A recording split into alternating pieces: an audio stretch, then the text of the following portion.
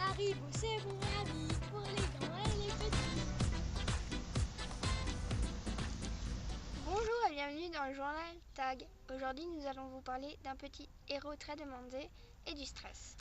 Et maintenant, parlons d'un petit héros très demandé. Le Petit Prince revient sous forme de tableau accompagné par son renard apprivoisé et de ses 1001 aventures.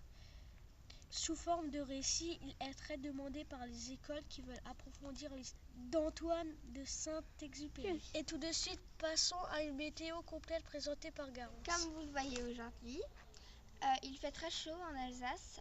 Nous sommes en alerte canicule, comme il y a de nombreuses années à Paris.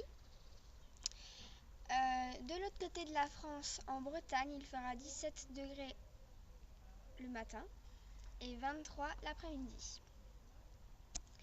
Au sud de la France, il fera 40 degrés l'après-midi et le matin vers les 38-39. Nous allons vous parler du stress. Le stress fait partie de la vie. C'est une réaction naturelle de notre corps. Le stress est la réponse non spécifique que donne le corps à toute demande qui lui est faite.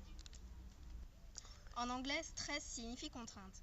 Le stress a souvent une connotation négative parce que les gens l'associent à la peur ou à la colère, qui sont des émotions qui nous perturbent. Cependant, il est une réaction biologique bien réelle à une stimulation extérieure, qu'elle soit physique, psychique ou sensorielle. Le stress, les événements de la vie quotidienne, téléphone, bruit, embouteillage, agressent notre résistance physique. 35,4% des étudiants déclarent avoir du mal à gérer leur stress. Les causes du stress sont multiples. Elles varient d'une personne à l'autre. Ce qui peut sembler insurmontable pour une personne peut être vu comme une simple gêne ou un défi excitant pour une autre. La sensibilité au stress est une affaire individuelle. Chacun réagit en fonction de sa sensibilité, de son vécu, de son état mental ou au moment de l'événement. Les réactions de notre corps: bon stress, phase d'alerte à sécrétion d'adrénaline, réponse immédiate de notre organisme, accélération du rythme cardiaque et du rythme respiratoire.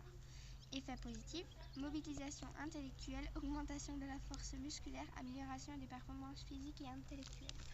Alors, mauvais stress, phase de résistance, sécrétion de cortisol, phase d'épuisement, surcharge hormonale d'adrénaline et de cortisol. Effet négatif, troubles digestifs, modification des comportements alimentaires, troubles du sommeil, troubles musculo-squelettiques, maladies cardiovasculaires, troubles relationnels, fatigue, baisse des performances physiques, perte de confiance en soi, dépression. Le stress est stimulant? Vrai. Le stress est tout ce qui vous stimule en augmentant votre niveau d'alerte. Si le niveau de stress n'est pas assez élevé, vous vous ennuyez. S'il est trop élevé, il interfère avec vos capacités à avoir de bonnes performances. Le but pour chaque personne est de trouver son niveau optimal de stress.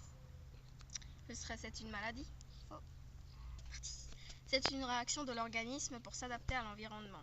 Il lui permet de réagir face aux situations de la vie. Le sport déstresse? Vrai. L'exercice physique libère des endorphines, les hormones du bonheur responsables de la sensation de bien-être. Attention tout de même aux sports de haut niveau qui, eux, peuvent être source de stress. Le stress n'est pas naturel? Faux. Le stress est un signe d'adaptation de notre organisme aux changements qui se produisent dans notre environnement. Il permet à notre organisme d'y faire face. La cigarette aide à combattre le stress? Faux. La cigarette donne l'illusion d'une détente, mais à long terme, elle entraîne des dépendances. Le tabac est un stimulant et la sensation de détente ressentie au moment où on tire sur sa cigarette est en fait due à la nicotine qui comble la sensation de manque.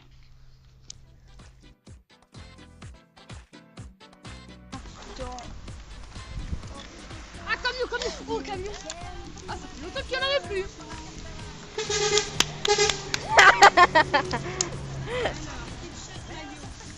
Pour madame. Pour madame.